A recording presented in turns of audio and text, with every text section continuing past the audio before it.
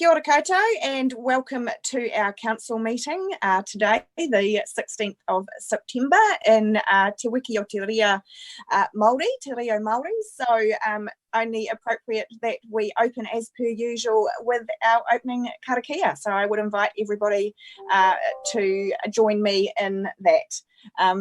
Tahi rua toru. Tu taua mai rua, tu taua mai raro. Tu taua mai roto, tu taua mai e waho, kia tau, Maori tū, Maori ora, Maori ora, ki te katoa, o mea,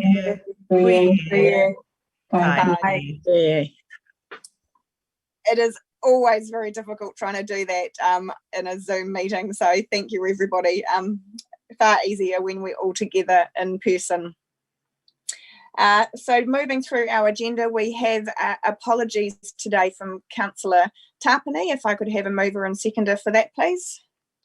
Thank you, Councillor Brown and Councillor Wright. All those in favour, please say aye. Against, carried. Do we have any conflicts of interest? Or do you mind if you listen? Is that all right? Oh, someone's not got their microphone on mute. And of course, actually, just a reminder that obviously this is being live streamed and recorded for administration purposes. We don't have anybody in the public forum today. Announcements by myself, again, I guess just acknowledging that we are celebrating this week Te Wiki o Te Reo Maori, and Council has been undertaking a number of activities with both our internal staff and sharing things on our social media platforms with the community. So I hope everybody's been taking up the opportunity to participate in the celebration of our Māori language. Are there any minor matters not on the agenda? Natasha. And any announcements by management? Councillors, no announcements from me, but I will let officers know that there are still some people not on mute, so if everyone could speak. Thank you. Got a new one. Thank you, Steph. So moving on to confirmation of the minutes from the ordinary meeting of council held Thursday, the 5th of August, 2021. Can I have a mover and seconder, please? Thank you, Councillor Crystal and Councillor Price. All those in favour, please say aye. Raise a hand. Against? Carried. So moving into our agenda items. First up today, we do have the uplift item of the City Ambassador and CCTV program proposal, and I would invite Rachel Horton to speak to us on this paper, please. Kia ora koutou, can everyone hear me okay? Great, excellent, thank you. So firstly, I just wanted to thank you for allowing this paper to be uplifted from committee and brought to you today. There are, as you can understand with the program, there are some time critical decisions, so this expediency is appreciated. I've prepared some supplementary information to consider the option of whether we could outsource CCTV monitoring as part of the service. And that information sort of sets out and has allowed us to reach a conclusion that, well, at this time anyway, we wouldn't consider it a viable option, and it's not something that we would recommend, but it is something that we could consider in the future once the service is established, if we had the appetite or need to do so. I'm really happy just to take the paper as read and defer to any questions that you have. Thank you. I will open up to councillors for any questions.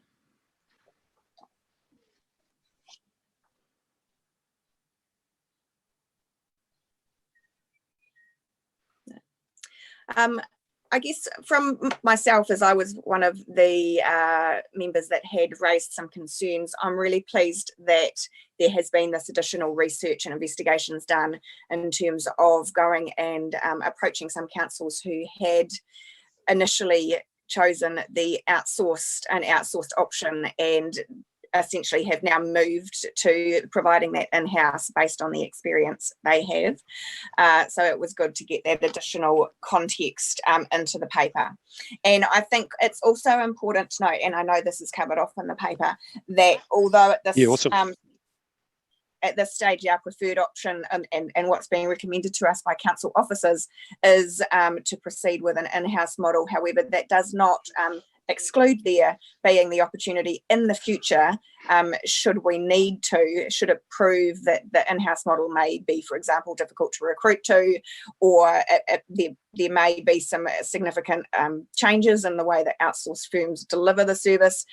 There's nothing to say that that's not something that we could look at as an option in the future, so it's not closed off completely. And just recognising that at this point in time, based on the experiences that other councils have had, the recommendation before us is to proceed with an in-house service delivery model in the first instance. So from my perspective, in terms of the concerns that I raised when we initially debated this, I'm feeling more confident in what we have been provided with from council officers in this updated paper.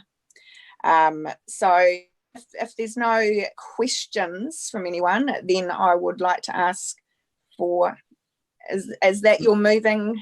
No, Madam Chair, sorry, I can't find the raise your hand function on this particular thing, but I do have a question. I just wanted some advice around the selected councils that we consulted with. How was it determined that those were the 5 councils we sought information from and not others? So 2 of the councils are Tauranga and Hamilton are ones that we have, Hamilton and Hastings are ones that we have been consulting with throughout this process. They have, relatively successful models, which I think is why we, we're taking advice from them throughout the process. The additional councils are sort of ones that we know also have successful models. A lot of councils, a lot of areas may have CCTV monitoring, but it's not actually owned or operated by council. It's often invested in police. And so we just had to look for councils that have this sort of model operating within their council. Okay, thank you. Councillor Price. Yeah, I'd like to move that. And we've thrashed this out a little bit, and I knew in my own mind what the answer would be, but it's great that it's been confirmed quite well that to stay in-house is the best option. And I think, as you outlined, Mayor Wise, that we can change if we have to, if a better option comes up, but clearly this is the best option, and I support it. Thank you. Do I have a seconder? Deputy Mayor Brosnan, thank you for that. And I see the Chief Executive, you just had your hand raised. Mayor Wise, if I may, through yourself, I've got a question for the governance team. Just with respect to bringing this paper back to the table, Helen, do we need to specifically state that we're waiving Standing Order 25.5 just before we continue?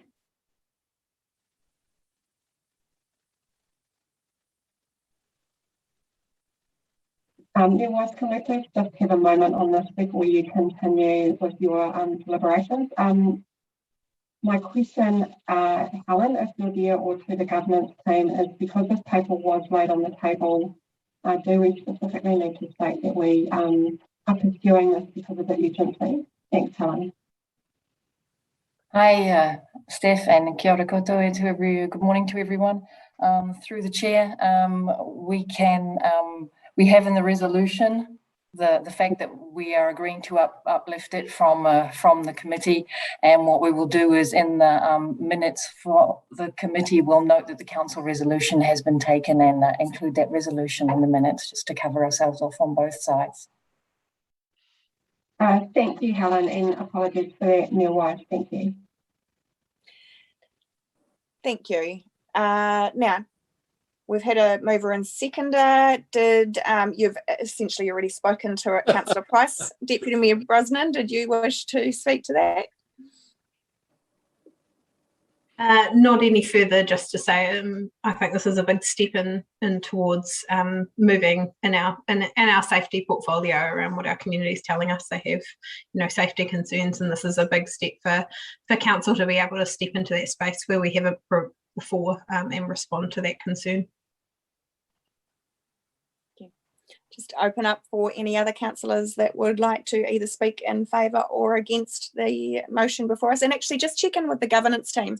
Are you able to actually just pop up on the screen for all of us, and for any viewers that we have the resolution? Do you have the functionality to do that?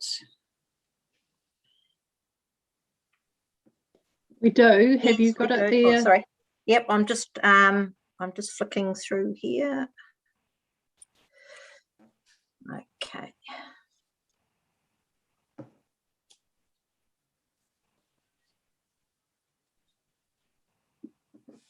Can you see that? We can. Yeah. Excellent. Thank you. So so the recommendation before us is to resolve to uplift and address this paper that first came to us for the future Napier Committee, and to approve the service design for the City Ambassador and CCTV program in accordance with the program design document. And we are looking to approve the commencements of the service from the 1st of July 2022. And we're also addressing some other funding that's required here. So just again, providing an opportunity for any of the councillors who may wish to speak to the paper.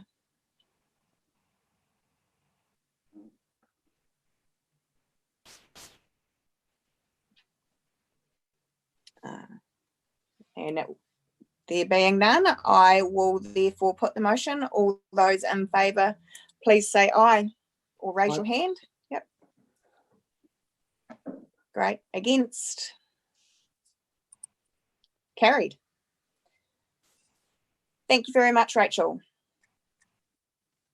And our second agenda item today is also an uplift item, being the Napier War Memorial Centre policy, which after our initial debate and discussion, we took away to do a little bit more work on. So I will invite, is it Fleur that is talking to us on this today? Morena koutou. Can everybody see me okay? Yep. Excellent. Yeah, so as you noted, Mayor-wise, we took this away and did a little bit more work on it, and the changes that have been made in the agenda are highlighted in red so that you can see what has changed from the previous report, and they primarily relate to the use and the management of the forecourt area. And that's really just to ensure the respectful use of that space, whilst also maintaining the ability to use the War Memorial Centre for the purpose of functions and events. So I'm happy to take that report as read. Thank you, Fleur. So I will see, do we have any questions from councillors? Councillor McGrath. Yes, thank you for that. It's great that we've gone back and done some work, and I'm very happy to some degree of what we've come up with. I just had one concern with we're almost excluding disability access for some people with vehicles. We've said goods and services vehicles can use the foyer, but we've kind of excluded disability.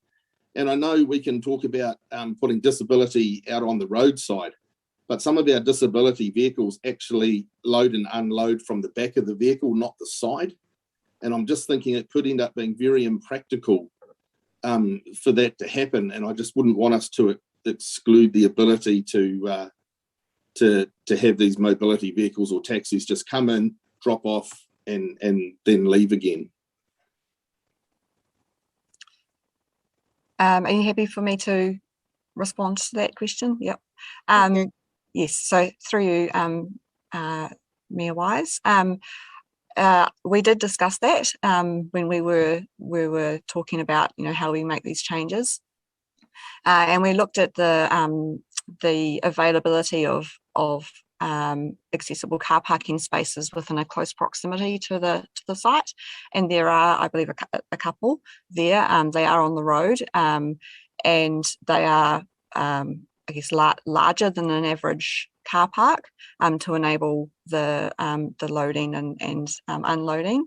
And we did also discuss that there may be situations or times when you know, if it's pre-arranged with management, that there may be the opportunity to provide drop-off if necessary. And I just wonder whether there may be someone who was in that group with the discussion who might want to elaborate on that further.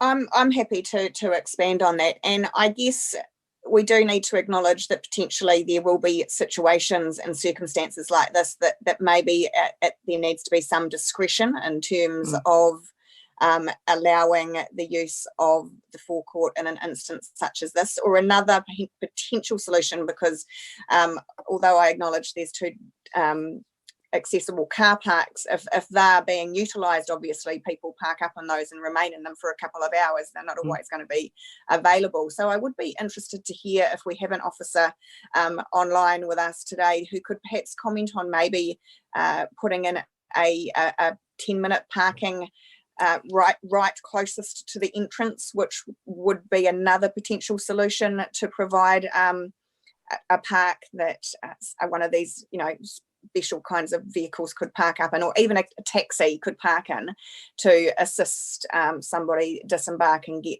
up into the building. So just the viability of that being a potential solution. Perhaps Rachel, if you're still with us, that might be something you could comment on. Yes, I am. I definitely think that we can look into that for you, no trouble. Can we come back to you and determine where might be the best location for that? Great. Yep, that would be good. So, Councillor McGrath, I guess in terms of the concerns you're raising, do you feel that maybe introducing a P10 park as close as we possibly can to the forecourt area would help to address that? Is it specifically for disability or anyone stopping to get a coffee at the cafe? Well, you couldn't make it specific to disability. It would have to be, yeah. So I'm not sure how it's happening. I'm not sure it's a big deal, because what I think you'll find is the disability transportation people will still park wherever they like to get the job done and unload and then leave. So I'm not too concerned. I'm just concerned that we need to start when we do these sorts of things, allowing for disability and disabled people's access. That's all. It's not a game changer for me, but just highlighting it. Thank you. And we have just had a comment come through from Council Officer that we are doing a review of accessible parking at the moment, and that this will be considered as part of that review. And you do raise a very valid point, Councillor McGrath, that we need to be aware of. And I think we all acknowledge as well that controlling vehicle access to the forecourt is always going to have its challenges, and as long as we have a key objective to limit it as outlined in the policy and follow the policy to the best of our ability, there will always, I think, be exceptions that we need to allow for. Do we have any other questions from councillors? Deputy Mayor Brosnan. Thank you, Mayor Wise. And I was just going to, I suppose, reiterate or add to that I think the policy allows flexibility for those who will need, closer than normal drop-off parking, to arrange that with the centre management as part of any booking as well. And we do know from our access impaired community that they often put a lot of thought into how they're going to get in and out of places, and so a quick call to the centre is always on the cards as well to arrange that. Thank you. And I guess just to provide some comments on the whole purpose of the paper, obviously, which is to ensure that we are protecting and respecting that this facility is a war memorial site. And as such, the draft policy has been shared with our RSAs, and I have received a response back from the Napier RSA confirming that they are happy with the policy as in its current form and the proposed use of the forecourt as outlined in the policy. So it was good to be able to get that feedback from them. So if there's no further questions, yes, there is. Councillor Crown. Thank you, through the Mayor. One of the things that I've been reflecting on during the process of this policy coming to us is some of the feedback that we've had from our community around the staff understanding the story of our war memorial. And I'm not sure whether this is the right place or not, but I was hoping that we might consider having something in the induction process for future staff, so that that history and the learning of that is captured, so that we are making sure that we, I suppose, don't repeat some of the things that have happened in the recent past, and that the importance of this building is kind of retained ongoing. Thank you, Councillor Crown. And I perhaps will provide, yes, our Chief Executive with the opportunity to comment on that.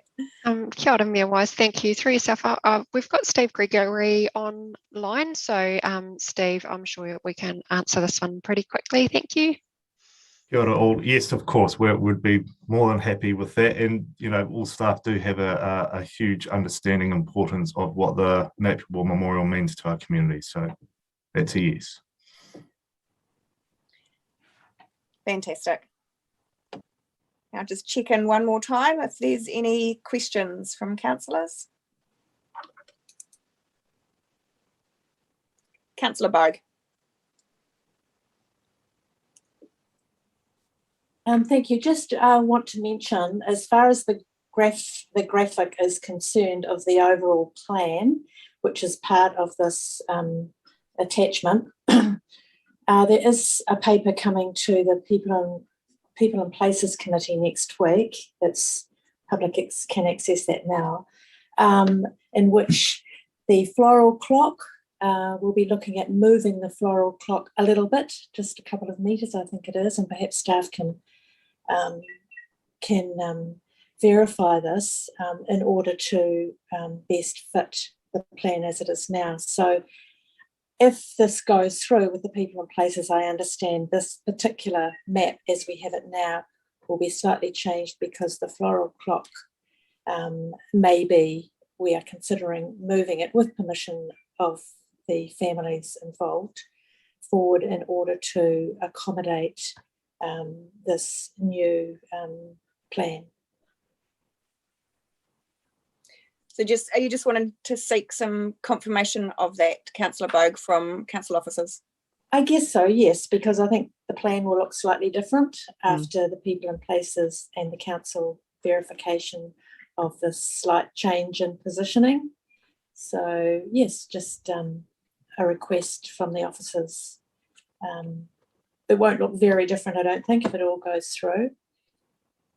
Kia ora, through the Mayor, Councillor Bogue, yes, the recommendation is to keep the floral clock in its current location, but moved towards the sound shower to allow for the new build, and design would not be too far different to the current forecourt and the designs. Thank you, Steve, and through you, Madam Mayor, we can obviously update the appendix as is required if we need to, following that debate in the next cycle. Kia ora. Thank you. Thank you very much for that. So if there's no further questions, I'll ask for someone to move the paper, the motion, please. Thank you, Deputy Mayor Brosnan, and a seconder. Thank you, Councillor Crystal. Deputy Mayor, would you like to speak to that? Thank you, Your Worship. Just briefly to say, I think we've been on a really long journey with getting the memorial elements through design, having the respectful use of the war memorial cemented in this policy, and locking down some of the things that we know our community was concerned about. And I think what Councillor Crown said earlier was quite important as well, around carrying on that knowledge through our staff, and I know that our community will keep us accountable for our use of our beautiful war memorial as we go forward into the next phase of constructing the return of the elements area. So yeah, this is an important part of that journey, and I'm glad we've got it to this point. Well done. Councillor Crystal. Yeah, it's been a long journey, but it's really great to see a policy finally to protect our war memorial and its use, and especially the respect, and the word respectful is used a few times, which means courteous, polite, civil.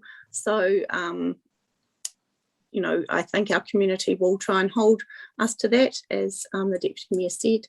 But and also I really like the fact that the staff are going to embrace what it is, and that one of the important parts in this is also that the access to the elements when they're returned is always going to be free for people to get to. So I think that's, we've come a long way. Thank you, Councillor Crystal. Do any other councillors wish to speak to the motion before us?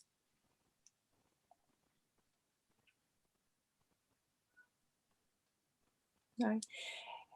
That being the case, I'll put the motion around the adoption of the war memorial policy. All those in favour, please say aye or raise your hands. Against? Passed. Thank you very much. Next up, we have the Section 10A Annual Dog Control Report for 2020-21, and I would again invite Rachel Horton to speak to the paper, please. Yes, hello again. This paper is a report that's due every year. It's required under the Dog Control Act to be adopted by Council and to be submitted to the Secretary of Internal Affairs. The sections in the report are set out in the Dog Control Act as to what we must report on. I think it's one of those papers, again, that is best taken as read, and I can answer any questions you might have. Thanks. Thank you, Rachel. Are there any questions from councillors? Councillor Wright? Yes, hi, Rachel. I was just wondering, I was looking at the total dangerous dogs and total menacing dogs categories, and I was wondering about when those dogs come to our attention, how many of them are registered, or are they mostly unregistered dogs before they come to our notice? Look, anecdotally, I'd say to you that most of them are unregistered. Some of them become menacing or dangerous dogs as a result of an attack or an incident. So they might be registered, but as a result of whatever's happened, we have classified them as menacing and dangerous. But on the whole, I would say a majority would be unregistered. And we do try, just to add that we, following the registration period every year, we do try and follow up with all the dogs that we know of that have not been registered for that year, and we try and work with those dog owners to get them registered. But there are some dog owners that just simply are non-compliant in that way. Thank you. Any further questions? Could I please have a mover and seconder? Thank you, Councillor McGrath and Councillor Wright. Did you wish to speak to that, Councillor McGrath? Yeah, just briefly. I'd mainly just like to acknowledge the work that the animal control team do. Often it's in very trying circumstances. They're involved with the police. Often it's never a good time for everyone when they're there. People people love their dogs, some don't, and it's very difficult work that our team do for our city, and I'd just like to acknowledge them for doing that, keeping it safe. Agree completely, Councillor McGrath. Councillor Wright? No. Anyone else wish to speak to this? So I will put the motion to adopt the animal dog control report. All those in favour, please say aye or raise your hand. Thank you. Against? Carried. And next up on our new agenda items today are the amendments to the 2021 Council Committee meeting schedule. And this is a procedural report, obviously, to add an extra meeting. I don't know if governance feel that they need to speak to this at all, or just take the paper as read. Happy to leave it in your hands, Your Worship. Thank you, Helen. So I'm sure there's no questions. This is pretty straightforward. It's just advising of an additional council meeting that we need to add into our schedule. I'm happy to move that from the chair. If we could have a seconder, please. Thank you, Councillor Price. I will just ask in case anyone has any burning desire to say something about it. No, didn't think so. So all those in favour, please raise your hand. Against? Carried. Thank you. Thank you. So now we're moving into the reports from our standing committees. First up, we have the reports from the Napier People and Places Committee held on the 12th of August. And we had, the first paper was the 2021 Stakeholder Satisfaction Survey.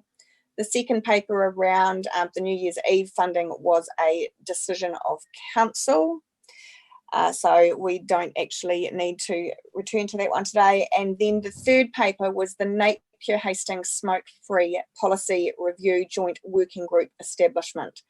Now, I would just note that since the People and Places meeting, Hastings District Council and Napier City Council have agreed to include a youth council representative from each council on the working group. So that has been a change that's been made to the policy. We've received confirmation in writing from Hastings District Council of the amendment to the terms of reference, and that has been circulated to councillors. So the recommendation that is before us has changed slightly from that which was put through originally. And it's just to endorse the amended draft terms of reference for the Joint Smoke-Free Policy Review Working Group to include in the membership a youth council representative from each council on the working group. Now, because there has been a change there, I'm just wanting to check if any councillors have questions with regards to that amendment.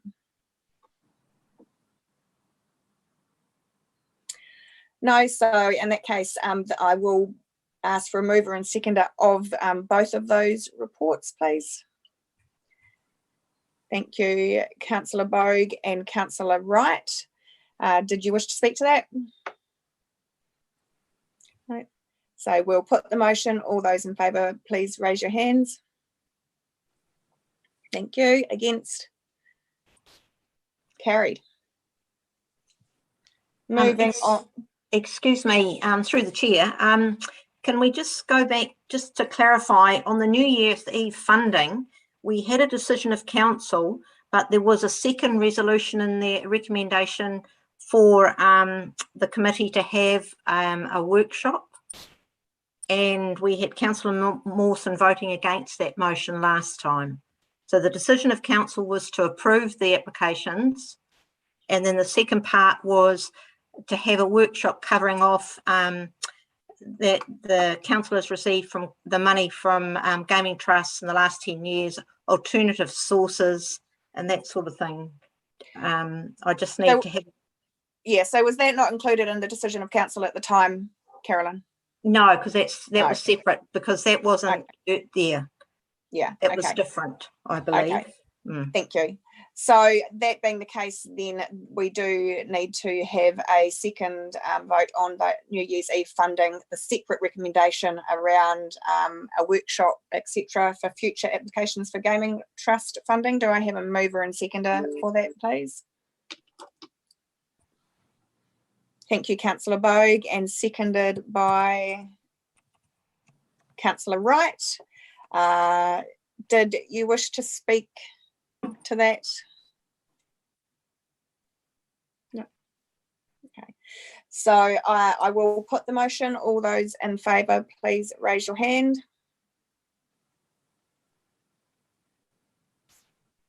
And I think that I saw everybody's hand up that time. So I will pass the motion. Thank you. Thank you. Thank you for that, Carolyn.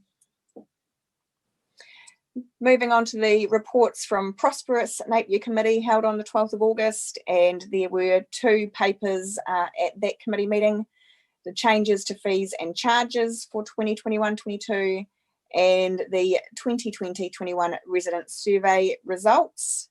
Are there any questions or items in there for further discussion? Can I please have a mover and seconder?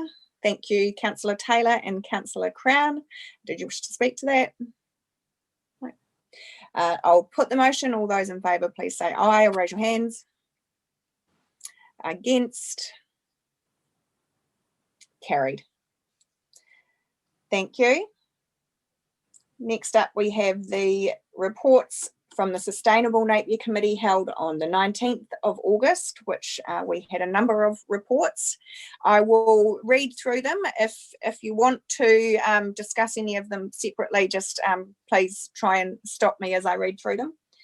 First paper was the Napier Rotary Pathway Trust, O Tātara Pā to Doble Reserve Walkway. Second was the Botanical Gardens Picnic Cinemas. The third paper was actually a decision of council regarding the reserve management plan, so we won't be re-looking at that today. 4, the Ahuriri Master Plan project update on the Thames Tyne sediment investigation. 5, Napier City Waste Management and Minimisation Plan implementation update. 6, curbside waste services replacement receptacles in terms of service. 7, report on Napier water supply status end of Q4 2020-2021. 8, the capital program delivery. And 9, Three Waters reform update. That is moved by Councillor Price and seconded by Councillor Simpson. Did anyone wish to speak to these? So I'll put the motion. All those in favour, please raise your hands. Against? Carried.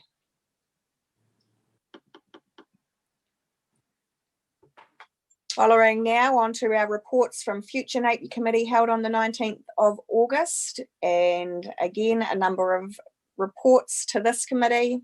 Number 1 was the resource consent activity update. 2, the draft library and civic area plan. And we do have just some additional comment here about the engagement plan and final library and civic area plan has been circulated to councillors. 3, parking technology upgrade pay by plate. We don't need to look at 4 or 5 because we've actually addressed those earlier in the meeting as the Uplift papers.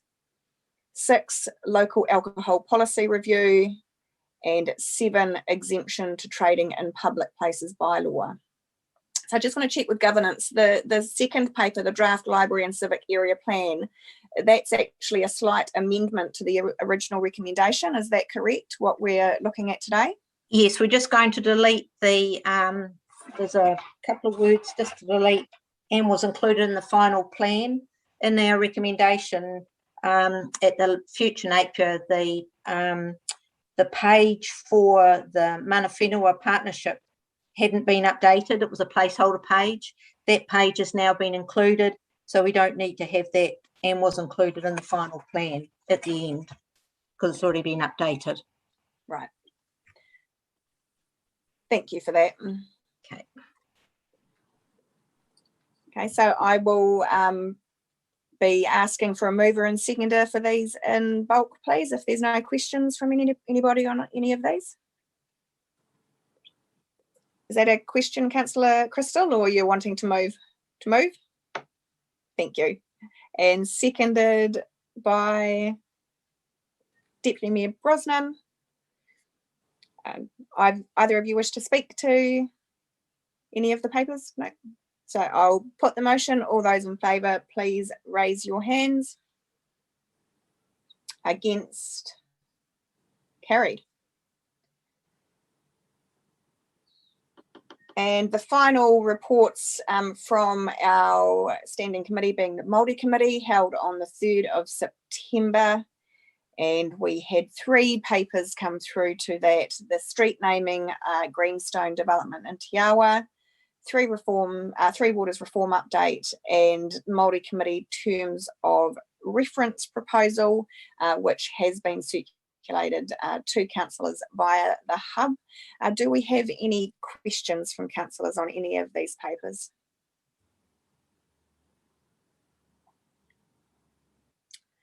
No, I guess just from myself, it is really great to be making some progress in terms of the terms of reference for our Māori Committee, and we do actually have a new name for the Māori Committee as well, which has come through from a recommendation from our Council Kaumātua Piri Prentice and our Te Waka Rakapu Directorate, and the new name is Ngā Manukunika o Te Iwi, which there is quite a detailed explanation. I don't have that on hand with me at the moment, but it does reflect the roles and responsibilities of that committee and how they will be working in partnership with us going forward. So we're starting to make some great gains, and the Māori Committee has been very involved in the development of the terms of reference proposal.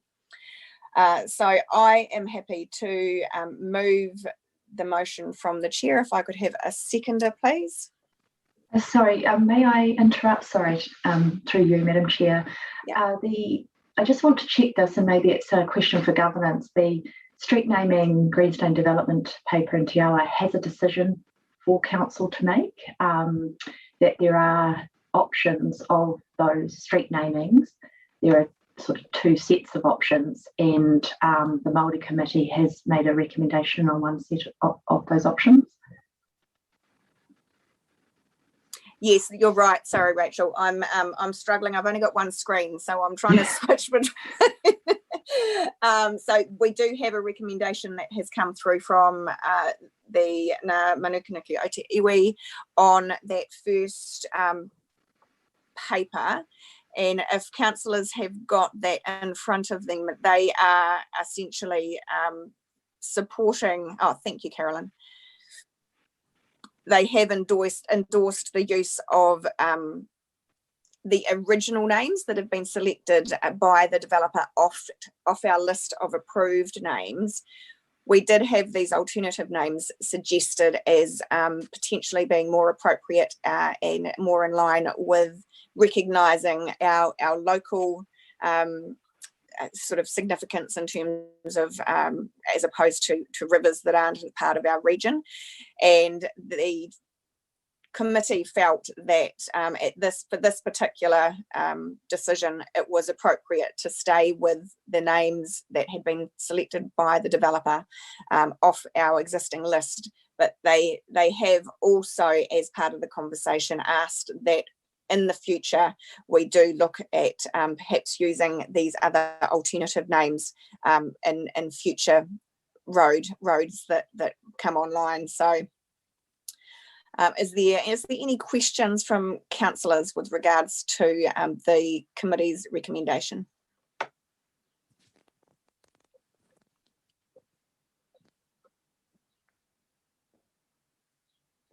No, so we will have to do this one separately, as has been pointed out. So I'm happy to move that from the chair. If I could have a seconder.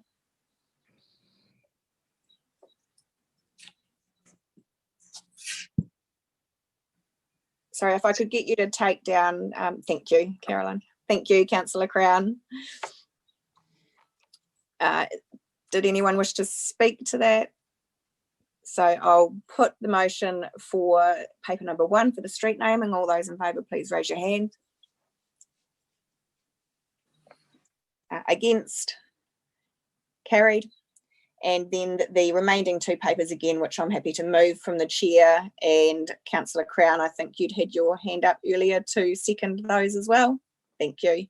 And I'll just put that motion. All those in favour, please raise your hand. Thank you. Against? Carried. And we have no minor matters today, so that brings us to the reports under delegated authority.